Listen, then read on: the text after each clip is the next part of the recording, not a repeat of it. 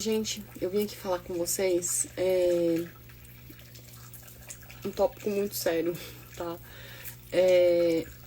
Envolvendo astrologia, astronomia, despertar da consciência e sobre os tempos. Eu até tinha falado, né, em algum post que eu coloquei no Instagram. Engraçado que eu ia falar aqui no Instagram. Por isso que eu tô gravando esse vídeo no formato vertical. Porque eu ainda não tinha decidido se eu ia postar isso aqui no Instagram ou no YouTube. Mas tá me vindo que é pra eu postar no YouTube, não é no Instagram. Portanto, peço desculpas para quem está assistindo isso aqui no YouTube. Vai ficar no formato vertical. Mas isso aqui não é para o público do Instagram. Justamente porque o conteúdo é muito além do que as pessoas que me seguem no Instagram estão se conectando, né? Aquilo que eu falei no Instagram, gente. Quem me segue no Instagram e me segue no YouTube já percebeu que eu fico chamando a atenção das pessoas do Instagram, né? Que se recusam a se conectar no YouTube. Enfim. Então só quem tá conectado no YouTube que vai ter acesso a isso aqui. Mas sobre todo esse despertar coletivo que a gente está tendo na humanidade e que eu sinto que esse eclipse do dia 7 de setembro de 2025, não só o eclipse, né, mas o ano de 2025, 2024, 2025 e 2026 é esse arco, essa tríade que faz um arco dessa transição muito grande pra gente como um coletivo na Terra, e vocês estão sentindo, né? Na pele, digamos assim, cujo auge do arco é 2025, então 2024, 2025, 2026. Mas, de novo, né, pra mim o eclipse, um dos eclipses mais importantes dos próximos tempos é esse eclipse no dia 7 de setembro. E eu tô gravando isso no dia 6 de setembro, que vai ser um eclipse total em peixes. 7 de setembro de 2025, que pra mim vai ser um eclipse que vai ativar uma energia de nada mais deve ficar escondido, sabe? Tem que realmente ter essa... Não tem aquela hora em que... Quando a gente tá fazendo... Eu acho que eu já usei essa expressão pra vocês, mas quando a gente tá num processo, numa reação, fazendo uma reação química, tem uma hora que os ingredientes, para eles reagirem uns com os outros, tem uma hora que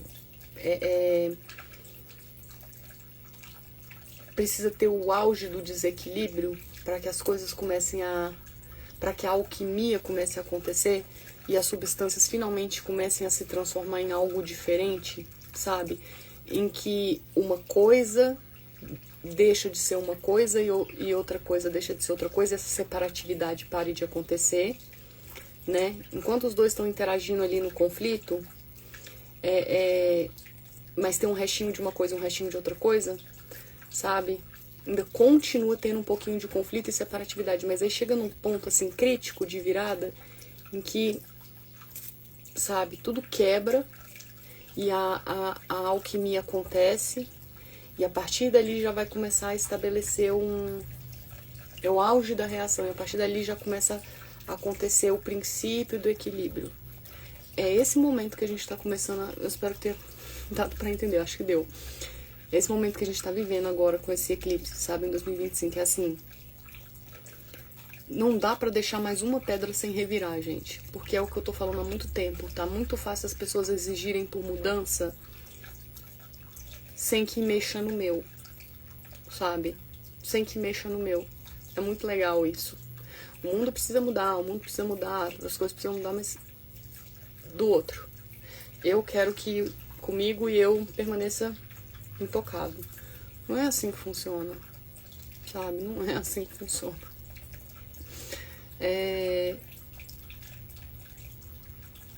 Tanto que a gente tá tendo os planetas muito revolucionários conversando uns com os outros, né?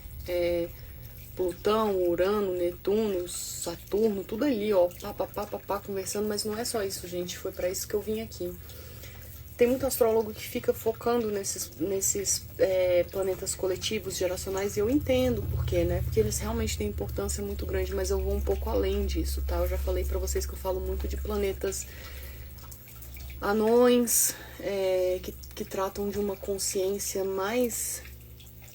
muito mais coletiva, intergaláctica, kármica da Terra, sabe? E eu acho que eu não vi ninguém falando disso ainda. E eu não gosto de ficar muito no astrologuês, no astronomês também, né? Mas eu acho importante a gente entender o quão crucial é o momento que a gente está tendo aqui na Terra. O quanto as coisas estão confluindo de uma forma kármica e o timing, o tempo é agora, sabe? O destino, a energia está propícia para que as coisas aconteçam agora, nesse ponto de virada. Por isso que é importante a gente tomar consciência de que a gente está com as rédeas na mão para dar uma guinada no rumo em que as coisas estão tomando na Terra. A gente está tendo, além de todas essas configurações, a gente tem vários planetas, que nem eu falei, vários desses planetas anões, planetas kármicos, em posicionamentos que não aconteciam, fazendo aspectos e conversando uns com os outros, que não aconteciam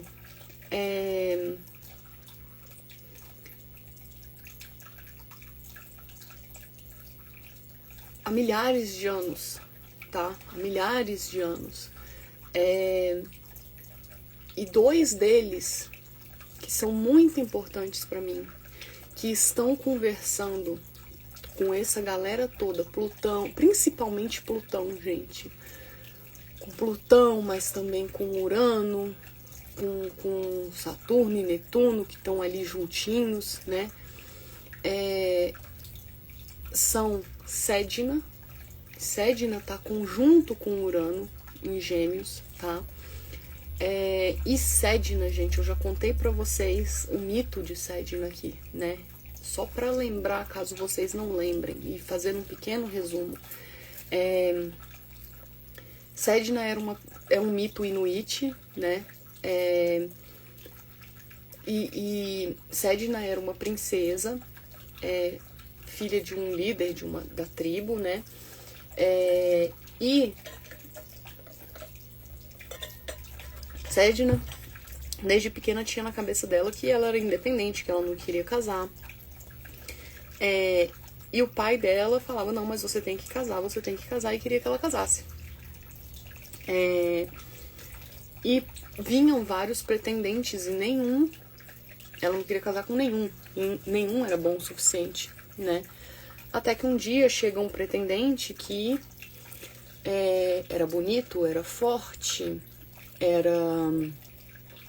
chegou com várias lanças, flechas e peles e pelos e carnes de foca e baleias e peixes, porque para os inuites isso é sinal de riqueza e de competência, que você consegue caçar naquelas águas geladas do Ártico, né? Então, assim, é sinal que você é foda, basicamente, né? E aí o pai dela falou assim, minha filha, com esse cara aí não dá pra recusar, você tem que casar, né? E aí Sedna foi e casou com ele, né? E aí entrou no barquinho dele, no caiaque dele, foram pra ilhazinha onde esse cara morava. Só que chegando lá, ele na verdade era um feiticeiro, né, das sombras, e ele não era um homem, né? Ele era um pássaro negro, e um pássaro que tinha tomado um glamour, né, de homem, de guerreiro para conquistar a Sedna, né? E prendeu ela lá numa... Aí depende do mito, tá, gente? Depende de quem conta, enfim. Tem gente que fala que prendeu numa caverna, tem gente que fala que prendeu numa torre, enfim. Mas, em resumo, ela ficou lá com esse feiticeiro, né, que era um pássaro. E aí, se você parar pra pensar, gente, um pássaro, primeiro, não consegue te proteger do frio, né? Não consegue caçar. Não consegue caçar foca, não consegue caçar carne de baleia, não consegue. Consegue, no máximo, pegar meia dúzia de sardinha e trazer pra você, né? De vez em quando. Não consegue também te proteger de predador, porque vem um urso polar, vem, sei lá, um elefante marinho, boa sorte, né?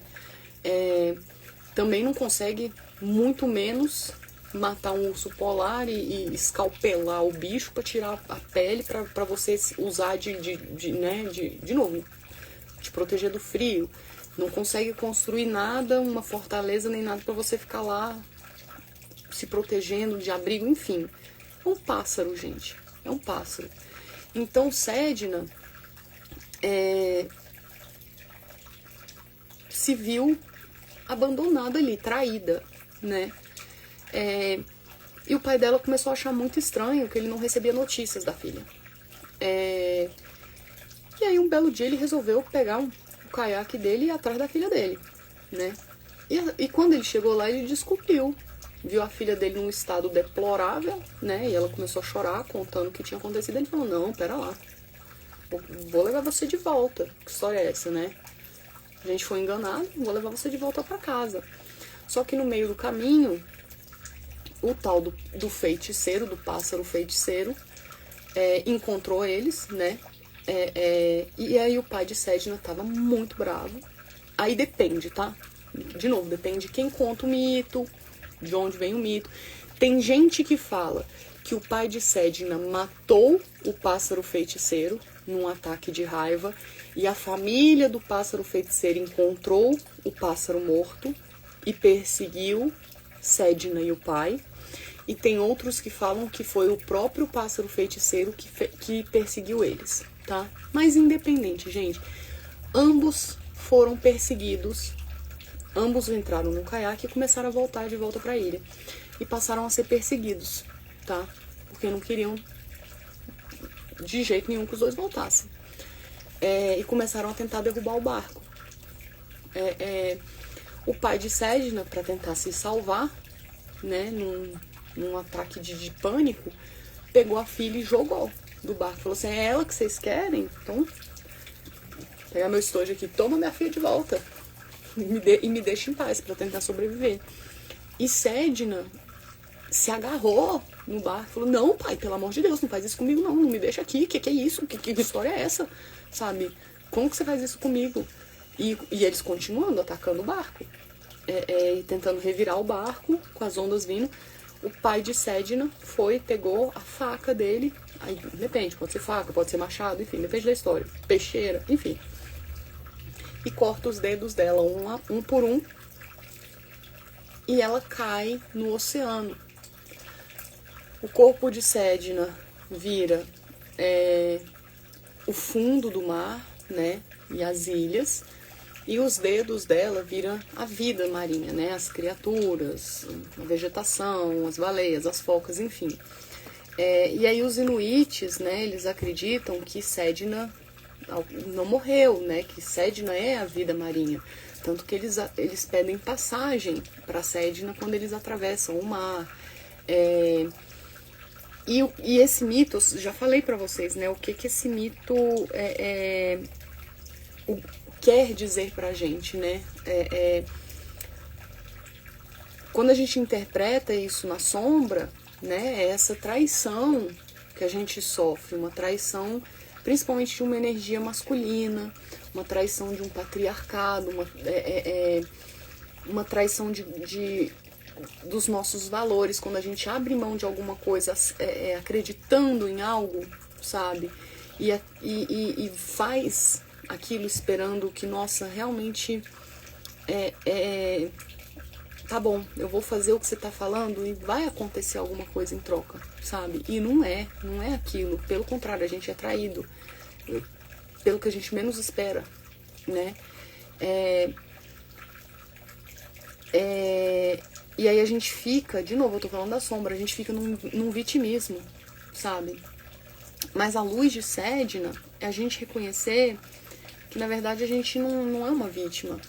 A gente é um sobrevivente daquilo. É a gente abraçar a nossa energia de, cara, eu sobrevivi e aprendi e bola pra frente. E, principalmente, a gente ter o reconhecimento que se aquilo não tivesse acontecido, a gente não teria libertado o nosso maior potencial. Por quê? A importância de Sedna no nosso mapa, e para a gente interpretar, é entender que Sedna fala muito de um despertar espiritual forte,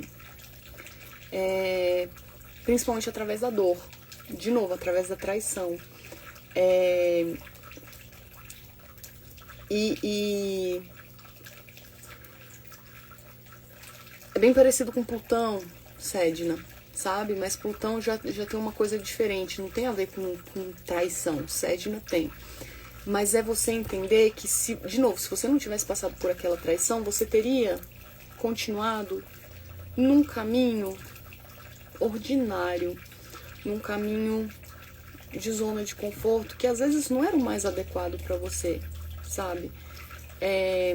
Que não traria todo o seu potencial espiritual para a vida. De novo, não é... Você continuaria dormente. Você continuaria dormente. Para você acordar o seu potencial espiritual, você precisava passar por esse fundo do poço. E aí você desperta todo o seu potencial. O que você realmente veio ser. A magia que tem dentro de você. Se ela não tivesse passado por isso, ela não tinha virado uma deusa do mar. Porque ela não era só uma princesinha que ia ficar lá. Ela é uma deusa. Ela é literalmente a vida do mar. Eu sempre me emociono falando de Sedna. Eu chego a arrepio, seguro pra não chorar. Porque é isso, gente. É esse potencial que a gente nem sabia que tinha dentro da gente.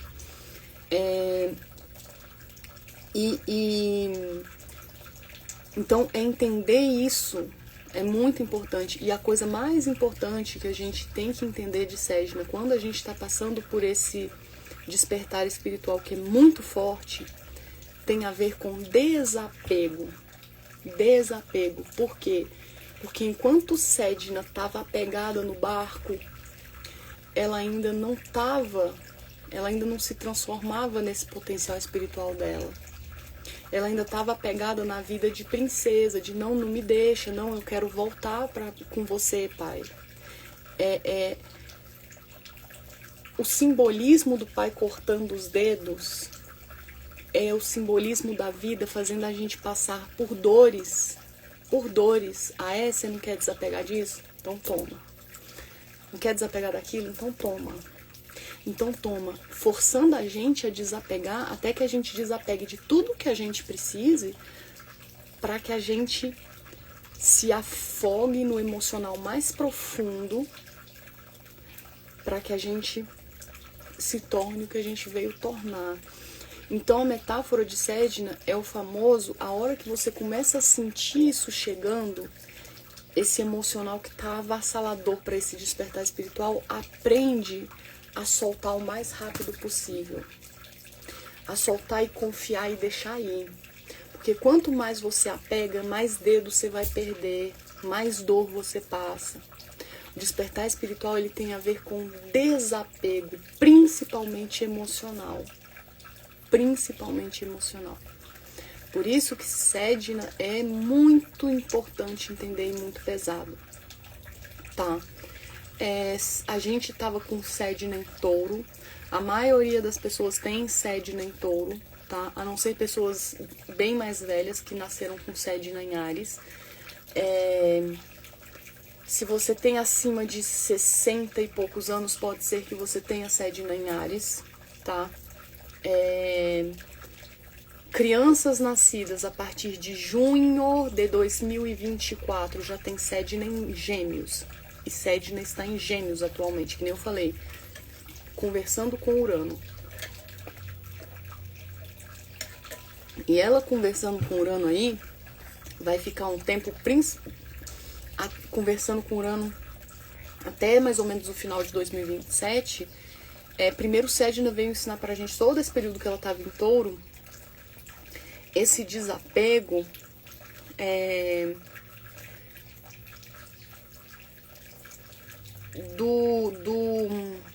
do físico, sabe? Do físico mesmo. Olha, tem certas coisas que você colocou na cabeça que são... Tem certas correlações que você faz, que eu preciso disso como conforto físico, eu preciso daquilo como uma garantia física de vida, de estabilidade, que não são.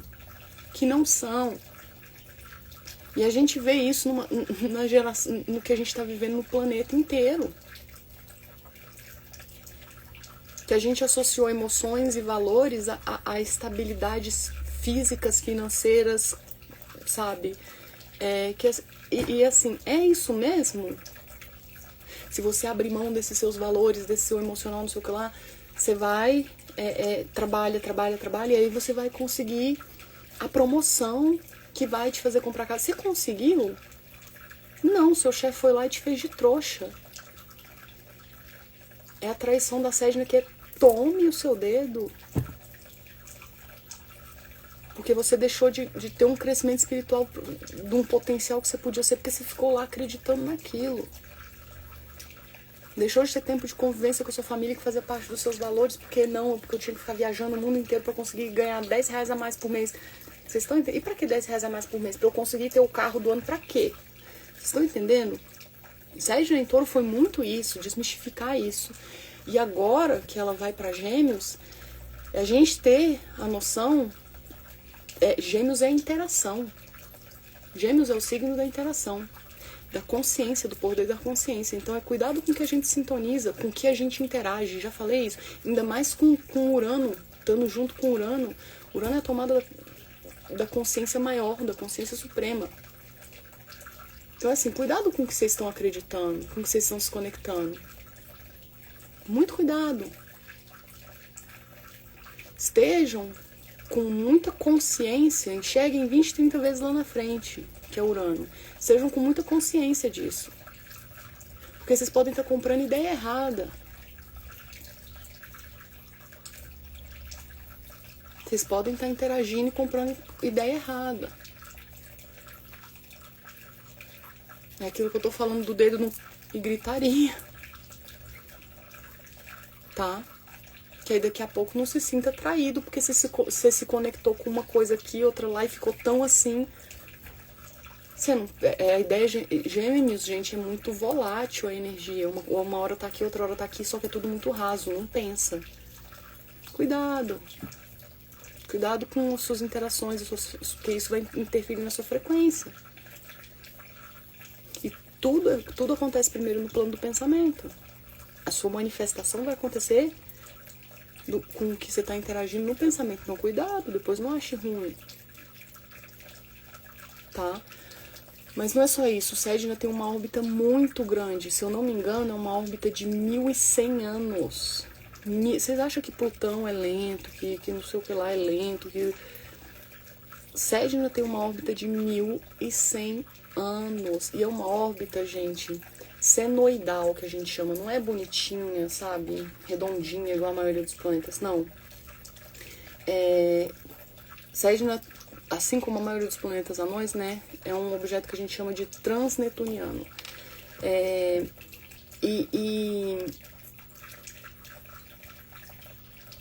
Como todo objeto transnetuniano, né? A maioria tem essas órbitas muito esquisitas, né? Como eu falei, senoidais, então é bem angulosa, tem uns bem alongada, e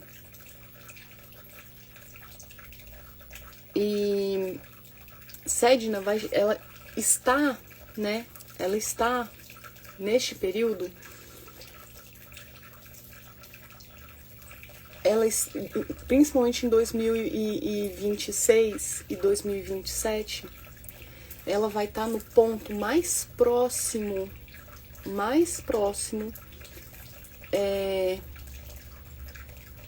do nosso sistema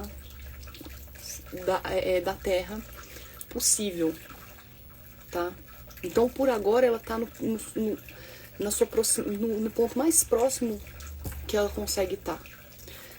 Quer de um papel? Nossa, gente, meu quarto é tão bagunçado. Eu tô de parabéns o Peixes, ainda mais quando vai chegando eclipse, né? Olha aqui, negócio de crochê, aí tem caixa da Amazon, tem 1 milhão de caixas de decks de tiragem que eu tô fazendo, tem uma calça no meio do caminho. Eu já falei, eu não tenho decência nenhuma com vocês aqui. Porque eu não tô com tempo pra nada. Não tô com tempo nem pra até nossa, a pessoa já tá desse Gonçalves aqui. Até os peidos estão cronometrados. Tá, o negócio aqui tá complicado. Aqui, ó, caixa da Amazon com coisas, né, que chegaram. Então, assim, tem caixa que tá aberta e tem caixa dentro da caixa com coisa ainda que chegou quando eu nem tive tempo. Eu só abri a caixa pra ver se tá tudo ok, mas eu nem tive tempo de guardar. É assim, gente. Achei. É por isso que eu sou uma pessoa que tem que ser sozinha, entendeu? Como que convive com Luciana Nasser caótica assim? Não tem como. A pessoa explode. Então vamos lá. A pessoa explode é ótimo, mas não é fácil. Não é fácil conviver comigo. Então vamos lá. É como se assim, ó. Temos a terra aqui, certo? Aí, gente, a gente tem as orbitinhas tudo assim, ó. Tá vendo? Bem bonitosas. Aí, objeto transneptuniano geralmente é assim, ó. As órbitas. Tá vendo? Senoidal, é diferente. E Sedna tá aqui, ó. No ponto mais próximo que ela pode estar na Terra. Ela não tá aqui, ela não tá aqui, ela não tá... Aqui, ó. Ela tá aqui. E demora, gente, como eu falei. A órbita dela é de 1.100 anos. Então imagina o tempo que ela demora pra chegar aqui, ó. É muito tempo. É muito tempo, tá? Guardem isso na cabeça. Sedna está aí, tá bom? Só, e de novo, conversando com Plutão, Netuno, Urano, Saturno, esses troços todo. Eris, essas coisas todas. Só que a gente também tem um monte de outros planetas anões. E eu vou entrar em detalhes só de mais um, pra isso aqui não ficar tão grande. Porque é um dos que mais importam, essa relação desses dois, tá? Desses dois não, de todos esses que eu tô falando. A gente tem um planeta, outro planeta anão, transneptuniano, que foi descoberto, acho que em 2015, se eu não me engano. Deixa eu colocar aqui pra ver. Eu acho que foi 2015.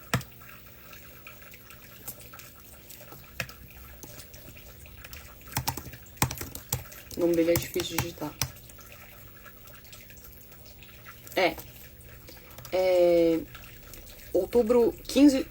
13 de outubro de 2015, tá? Pelo Observatório do Havaí. Esse planeta chama Lelekohuanua, tá? Lelekohuanua. E Lelekohuanua, ele é um planeta anão que, assim, também, transneptuniano, tá? Que ele tem a ver com a energia de conexão e consciência coletiva. Em que sentido? Geralmente, como eu falei, Sedna, conta o mito de Sedna. Todos esses planetas, eles têm uma mitologia por trás que tem a ver com a energia do planeta, né? Lelekohuanua, ele é associado com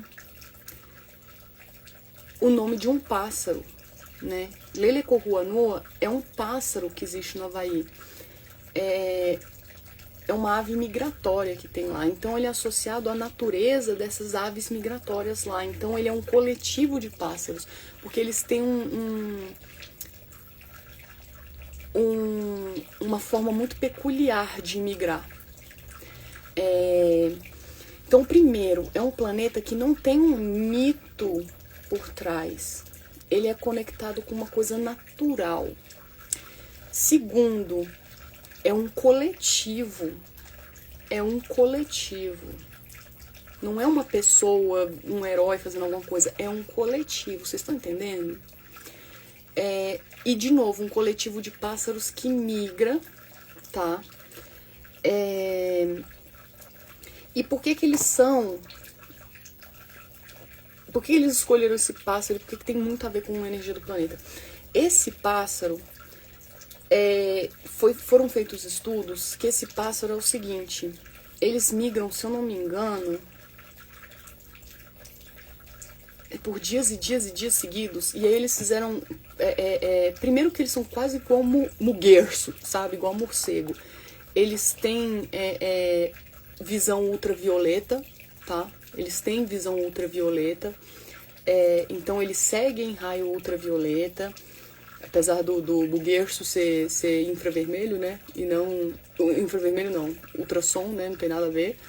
Mas é que nem morcego, cobra, eles têm um sexto sentido. No caso deles é o ultravioleta, tá? Que é um espectro que a gente não tem. Então eles têm um sexto sentido. E o mais engraçado desse pássaro, eles voam sem parar. E como que eles conseguem... de novo, eles fizeram estudos percebendo que durante uma fase do voo, eles se orientam por uma metade do cérebro. E aí quando essa metade do cérebro começa a cansar, eles jogam todo o trabalho para outra metade do cérebro. Eles têm uma coisa, gente, de espelhamento, tá? Eles funcionam com essa coisa de espelhamento. E aí o glifo astrológico de Lelekurruanua literalmente como se fossem duas pessoas espelhadas, duas consciências espelhadas, tá?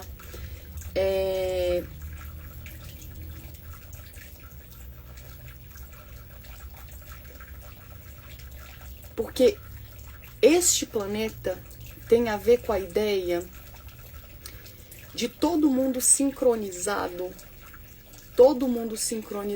com um sexto sentido mais aguçado, de se perceber, assim como um grupo de pássaros, a humanidade... eu fico emocionada.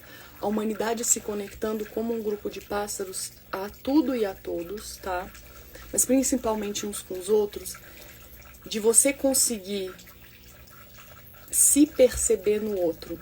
É essa consciência que a gente fala do amor crístico, de ver o próximo como a si mesmo. Lelekurruanua é muito isso. É você se ver no outro. É o outro ser um espelho de você. E o glifo eu não falei, né? O glifo astrológico de Sedna é uma pessoa, né? Uma mulher, uma pessoa esvaziando um recipiente, um vaso, uma coisa assim, sabe? Esvaziando algo. Porque é essa coisa do desapego, né? De deixar ir. De soltar as coisas. Parece até que tá batendo um lençolzinho, assim, uma coisa assim. Porque essa noção do desapego para poder ter o despertar, né? E Lelekurruanua é esse espelhamento, essa noção de espelhamento. Então, quando a gente ouve várias teorias antigas, várias filosofias antigas, e até algumas pessoas que estão trazendo isso em religiões, falando a volta do Cristo, é a volta do Cristo interior. É o Cristo interior, é esse amor crístico interior, de perceber que o próximo ame... Gente, e é o tal negócio, né? O Velho Testamento tinha 1 milhão de mensagens. Qual que é o resumo, o fim do Novo Testamento? Jesus deixou uma frase só: ame ao próximo como a ti mesmo. É você se ver no próximo. É você se ver no outro como se fosse você mesmo. Este é o incorporamento do valor da nova era. Tá? É o Cristo interior. Não vai vir ninguém, um ET, um Salvador, Jesus Cristo ressuscitado, porque tem muita gente falando que vai renascer uma criança especial. Não, não, tá? E aí, e por que eu tô chamando a atenção específica desses dois planetas, gente? Presta atenção. Não falei que Lelecorruanoa também tem uma órbita elíptica? Elíptica não, senoidal, angulosa, igual o Sedna. Eu vou fazer de outra cor. Vamos ver se vai aparecer essa outra cor, né? Porque eu agora vou pegar um lápis neon de grifar. Não vai aparecer. Tá. Que é pra grifar. Só tem coisa pra grifar livro. O único desenho é esse aqui. Aí vamos fingir. Esse aqui é Sedna, tá? O X é Sedna. Então ele tá o mais próximo da Terra aqui, ó. Vou até escrever Sedna.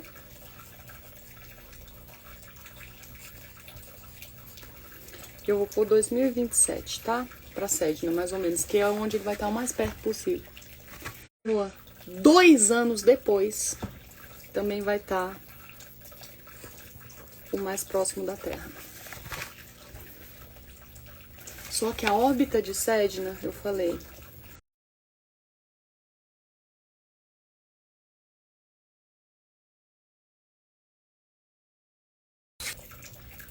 acho que cortou por causa da conexão. Enfim. Aí eu vou pôr assim, ó. Que como eu tô gravando no Instagram, né? Se a conexão estiver ruim, ele corta. Mas Lelecorruanoa tem a órbita 3 vezes mais longa que a de Sedna. Tá? Então eu vou até fazer assim, um pouquinho mais longo. Um pouquinho não, bem mais longo. Uma órbita de 3.300 anos para completar uma volta. Então, gente, quando eles estiverem no auge, o mais perto possível da Terra, ele entra o mais perto possível da Terra em 2029, 2 anos depois. É muita coincidência, tá? Para esses dois planetas estarem fazendo isso. Isso é uma vez em sabe-se lá quantos 1000 anos que acontece. Essa coincidência. E de novo, conversando com Plutão, Netuno, Urano e mais outros que eu não falei, tá? E mais outros que eu não falei. Ai, gente, como é que é o nome da mulher de Netuno? Que tem um planeta em nome dela. Gente, que é Natuzaneri? Não. Netuno, é porque eu coloquei Netusa. Netuno. Salácia, tá? Eu amo a energia de Salácia. Salácia tá envolvida ali no meio também. Ixion, tá? A gente tem vários planetas anões ali. De novo, eu não vou entrar ali no meio, tá?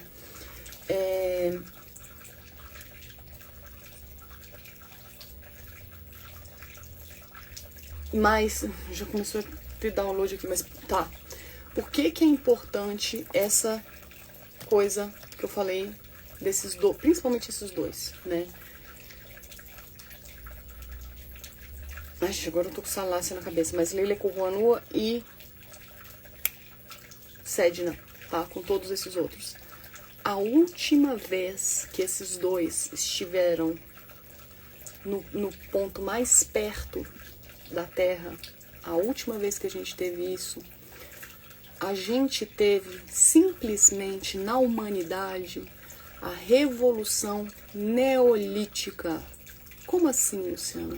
Foi quando a humanidade deixou de ser nômade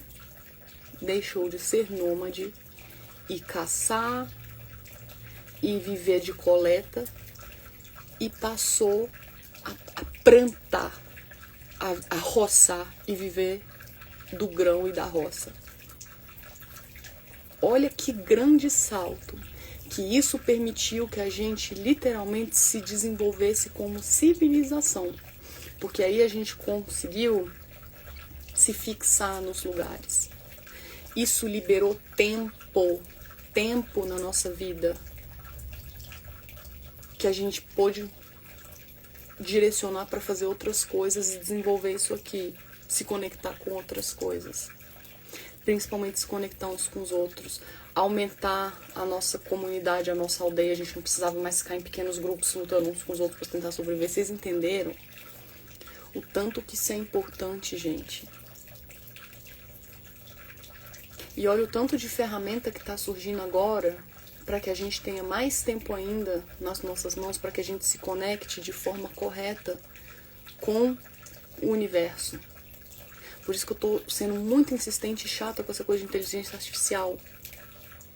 Porque a gente precisa ter consciência de como usar isso. E aí eu já entro para um outro tema, que não é tanto um outro tema, porque, de novo, eu vou usar astrologia com astronomia aqui. Eu não sei se vocês já perceberam que tá todo mundo falando desses objetos interestelares, principalmente desse 3I Atlas que tá rolando aí, tá? Mas antes desse 3I Atlas, gente, a gente teve várias outras coisas. Esses objetos interestelares, eles representam a tomada de consciência da humanidade. Tudo que aparece pra gente como humanidade do espaço, tá? Inclusive novas constelações, novos planetas, esses planetas anões, é porque a gente tem... Não é à toa que Lele Corruanua apareceu em 2015 pra gente, que a gente conseguiu descobrir. Cada vez que a gente, como humanidade, tá pronto pra desvendar uma energia dentro da gente, a gente tem acesso a esse arquétipo no espaço, assim na Terra como no céu. Tá? Assim na Terra como no céu. A gente primeiro expande dentro para expandir para fora. A gente não consegue expandir para fora se a gente não estiver pronto para expandir aqui dentro. Já falei isso para vocês. Então, assim, esse 3D não, 3I Atlas, tá? Ele tem a ver com mais um passo da gente ter uma tomada de consciência da nossa integração com algo além daqui, com o nosso papel no cosmos. Só que antes dele, aí eu vou até abrir aqui sobre os objetos interestelares que a gente teve na Terra, tá? Eu tô falando pra vocês que isso aqui não é novidade. Essa transição não é novidade. A gente está se preparando para essa transição, tá tendo um chamado desde 2012. Desde 2012, tá?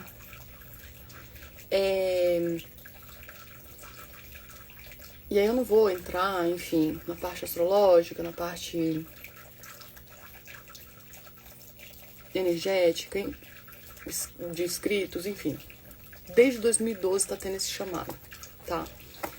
O primeiro objeto interestelar que a gente encontrou como humanidade foi em 2012, que a gente teve, que entrou na nossa órbita, que foi um chamado C-2012, tá? Vou até abrir aqui. Ele foi um cometa, tá?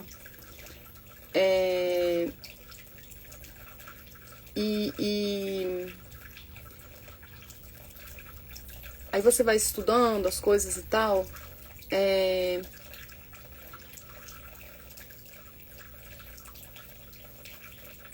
Tá me vindo umas coisas aqui, mas não é pra falar isso não, senão fica muito complexo. Tá bom.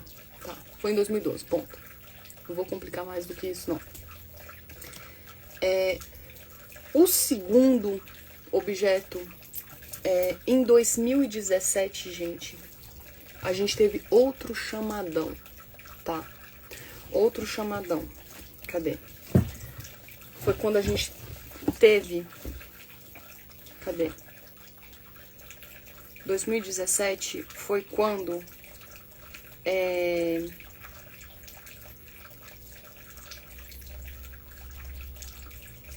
Onde que tá?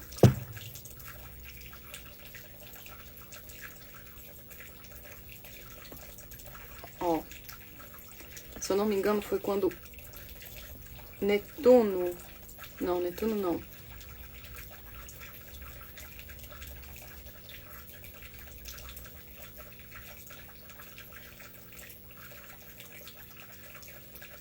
O que a gente teve em 2017 foram os eixos Foi quando a gente teve a mudança de eixo...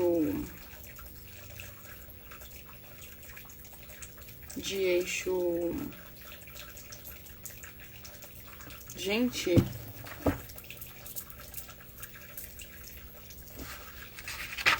Como chama isso? Eixo... Eclíptico?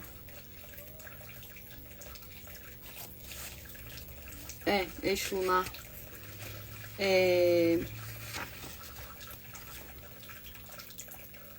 Acho que foi. Porque eles estavam em Virgem em Peixes. Foi. E foi para Leão e Aquário. Em 2017.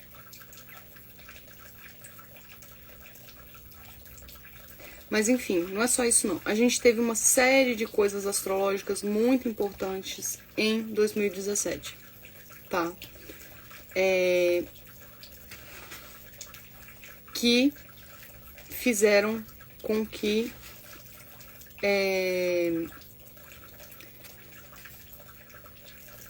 a gente também tivesse um chamadão, tá? 2017 também foi um ano de chamadão muito grande. E aí a gente teve nesse ano também, dia 19 de outubro, a descoberta de mais um objeto interestelar, chamado 1I, ou Oumuamua, tá?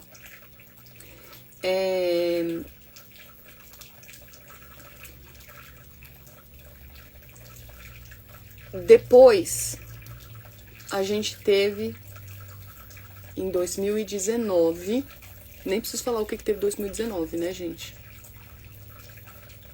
Nem preciso falar o que teve. Covid, que foi outro acordão. Então, tá vendo? A gente tá tendo sempre, todo ano que era, tipo assim, crucial da humanidade, de olha, presta atenção, olha, todo ano que a gente tinha oportunidade de dar uns saltos quânticos e chamadão, sabe? Acordão, tinha um objeto interestelar chegando, tá? Aí a gente teve o terceiro, 2I, ou Borisov, tá? Descoberto pela União Astronômica Internacional, tá?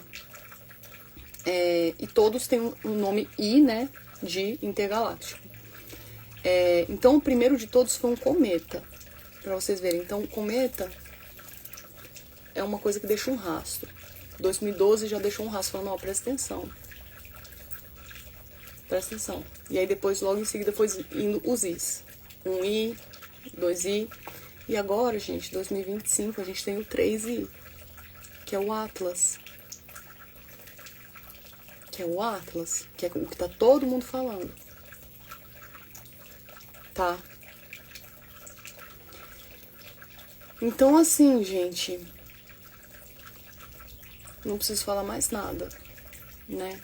Não preciso falar mais nada. E eu vou repetir uma mensagem que eu falei há um tempo atrás, em algum vídeo, pra vocês verem o tanto que tá sendo importante. O tanto que tá sendo importante esse momento, tá?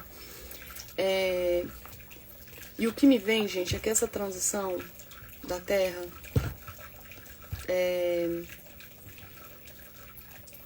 já tá acontecendo há um tempo, mas o auge é agora, tá? As coisas não vão, principalmente com essa coisa de sede, né, Lua, as coisas vão começar a tomar rumo, tá? Tomar rumo lá pra 2076. Me veio essa data. De novo, quando tava lá atrás eu falei 2025. 2025, 2025. Aí de uns tempos pra cá eu tô com 2032 na cabeça. Não sei o que vai acontecer em 2032, tá? Que já é daqui a pouco. Então coloca esse ano na cabeça de vocês, 2032. O que vai acontecer? Não sei. Igual quando eu tava falando de 2025, eu não sei o que ia acontecer. A mesma coisa de 2032. Não sei o que vai acontecer. Tá? Mas 2032 vai ser um ano importante também. Mas eu sinto que estabilização e melhorias 2076. Pô, Luciana, longe pra caramba. Se eu estiver viva, eu vou estar pra partir. Já vou ter mais de 80. Tá? Mas missão cumprida pra mim. Pensem dessa forma também. De novo, uma geração que veio pra transição, gente. A gente não veio pra colher resultado, não. A gente veio pra transicionar, e vocês sabem disso. A gente veio pra segurar a carroça e redirecionar, vocês sabem disso. Eu vivo chamando a atenção de vocês pra largar de egoísmo. Vivo. É a mentalidade do passarinho, ele é curruanô, tá? Vivemos num grupo. Estamos fazendo pra um coletivo. E já falei, daqui a pouco a gente tá voltando também. Vocês querem voltar pra uma bagaça, pra um bagaceiro? Pra um bagaçal, pra um lamaçal, né? Mas o que eu ia falar, que eu acho que eu falei em algum vídeo, vários vídeos lá, não, mas foi em um específico que eu tô lembrando, que eu chamei a atenção, que eu falei assim, entidades estão de saco cheio, porque o povo fica o tempo inteiro acionando elas e pedindo por favor, por favor, por favor, me ajude, por favor, me ajude. E isso vem principalmente da comunidade Hare Hare Hakukulele, sabe? Dos Gretchendão, dos Paquita Gretchendão, leitor de oráculo, né? E eu falo mal mesmo da minha categoria, gente. Porque o povo fica assim, não sei se vocês já viram, vai assistir esses vídeos dessa galera toda, começa tudo assim. Antes eu quero abrir a mesa e pedir, não tô falando que é errado, tá, gente? Mas o que eu tô chamando atenção é que muitas vezes as pessoas fazem isso da boca pra fora. E se não fazem, é aquela coisa assim, quero pedir a gratidão e a bênção do Mestre Metatron, Jesus Cristo, Maria Madalena, Cigano Igor, sabe? Cigano Igor foi ótimo. E nomeia uma cambada de entidade. Uma cambada de entidade. E aí eu chamei a atenção, de novo essa coisa de, Jesus vai vir salvar a gente, alguém vai vir salvar a gente. Fico o dia inteiro falando, sei o que lá, mestra Kuan Yin, trazer compaixão. E eu já chamei a atenção de vocês, há uns vídeos atrás, falando, essa galera tá de saco cheio. Essa galera tá de saco cheio. Pode parecer chato, pode parecer arrogante da minha parte falar isso. Mas eu sentia isso. Que eles aguentam uma barra do lado de lá. Vocês não têm noção da metade da guerra astral que acontece lá. E o que eles precisam é da nossa ajuda. Da gente fazer o nosso papel aqui. Em vez da gente ficar, que nem eu falei, né? Vivendo na normose e falando, por favor, me ajude, por favor, me ajude. De novo, se a gente não sair da nossa zona de conforto e ficar pedindo para que as coisas mudem, nada vai mudar. E de novo me veio essas canalizações de mensagem, tá? E principalmente, mas não foi só isso, principalmente, eu fico emocionada falando isso. Tem muita energia angelical, gente, muita energia angelical. E eu já falei, eu quase não me conecto com o anjo. Pra anjo tá vindo é porque o negócio é sério, tá? Tem muita energia angelical em volta da Terra no momento. De novo, querendo fazer isso aqui dar certo. Só que o que eles querem que a gente tenha consciência é o seguinte: vocês não são piores que a gente, não, nem melhores. Isso tudo está acontecendo para que vocês despertem o potencial de vocês, para vocês perceberem que vocês são como nós. São como nós. Para que vocês percebam o potencial de anjo que existe dentro de vocês. Para que vocês se unam a nós. Para parar de ficar invocando anjo e invocando o mestre ascensionado e perceber que você é um anjo, que você é um mestre ascensionado. Confiar, é aquilo que eu falo, gente, autoridade espiritual. Confiar no seu espírito. E perceber que se você desenvolver esse potencial que tem em você, você se transforma em um de nós. Você não precisa ficar invocando a gente. Pelo contrário, você se junta a gente. Porque é para isso que você veio. Você não veio para ficar mendigando. Sendo bem sincera, gente. Sendo bem sincera. Todos nós temos dentro da gente o potencial de sermos isso. Então para com essa coisa. Para com essa coisa. Porque, de novo, isso é separatividade de novo. O tempo da separatividade acabou. Acabou. Não tô falando que a gente tem que ser arrogante, porque tem gente também que tá começando a se achar o escolhido na terra, né? A gente tem que ter humildade também. A gente tem que ser humilde. Mas ser humilde não quer dizer ser fraco. Existe uma grande diferença entre ser humilde e ser fraco. E ser forte e ser arrogante. E ser louco e abilolado, que é o que mais tá tendo. Tem gente que acha que é desenvolvido espiritual, mas na verdade é um louco abilolado, megalomaníaco, narcisista. E mais perdido que o Stevie Wonder no baile funk, já falei isso pra vocês. É uma linha muito tênue. E o que vai... E tem gente que fica, ai, Luciana, mas como que eu vou delimitar essa linha tênue? Eu não sei. Você acha que eu sei te dizer como você vai delimitar? Não, porque eu não sou você. Eu posso te ajudar, eu posso te guiar. Quem vai delimitar é o seu autoconhecimento. E autoconhecimento, gente, o nome já diz, auto é você que define. Só que pra você definir, você precisa se calar e se conhecer. É calar esse ruído dessa mente que não para. E geralmente o que não para, não deixa essa mente parar, é o medo, é a ambição. É tudo, é a ganância, é vaidade, futilidade, é tudo que alimenta esse ego que te prende, que te acorrenta. É a Sedna. É o caiaque da Sedna. Tem uma hora que a gente precisa aprender a respirar, tá? Gente, de novo, não é de uma hora pra outra. Porque também tem gente que tá desesperado em fazer o negócio acontecer assim, ó. Se brincar, não vai ser numa encarnação só, gente. Vocês estão entendendo? É uma obra que a gente tá fazendo. Trabalho de vidas e vidas e vidas e vidas e vidas. E como tudo é conectado, a gente não está fazendo... Tem muita coisa que a gente está fazendo que não é só da nossa vida. A gente está lidando com muita coisa que não é só da nossa vida. Tem muita influência de vidas, de ancestrais, que a gente nem sabe que tá lá e que a gente tá aqui para quebrar. E de novo, a gente nem tá sabendo. Então tenham paciência e compaixão com vocês mesmos. E saibam que tudo tem hora e lugar para se resolver.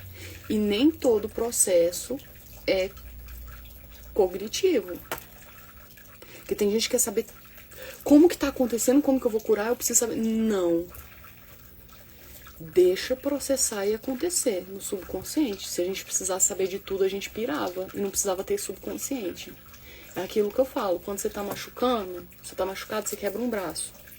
O braço se cura automaticamente. Você não fica lá tentando entender como que o tendão e o osso tá remendando. Não. Você toma conta, deixa ele lá e pronto. Um belo dia ele tá curado. Você não fica lá checando todo dia, abrindo o osso, vendo como que tá acontecendo. Eu quero saber como que acontece o processo. Não. Por que com o emocional todo mundo é assim? E também você não fica igual um cachorro latino. Cura, cura, cura, cura, anda. Por que com o emocional o povo é assim? Eu não entendo. Eu não entendo. Aí com o braço você precisa fazer fisioterapia. Aí não tá bom, aí você precisa revisitar. E às vezes reingessar de novo. Não. Com o emocional assim, não precisa estar pronto e pronto, acabou. Gente, tem coisa que a gente precisa reviver e revisitar, sabe? E não é só isso não, tá? Como é uma eterna evolução, a gente evolui em camadas igual uma cebola. Pô, Luciana, mas eu achei que eu já tava bom. A gente nunca tá bom, gente. É igual uma cebola. Quando a gente começa a limpar uma pétala, já tem outra que tá saindo, desabrochando. Falando, que bom que você eliminou essa, mas já tem outra nascendo. É um eterno desabrochar de pétalas. É assim que funciona, gente. É assim. Nada é estável. A vida com V maiúsculo é dinâmica.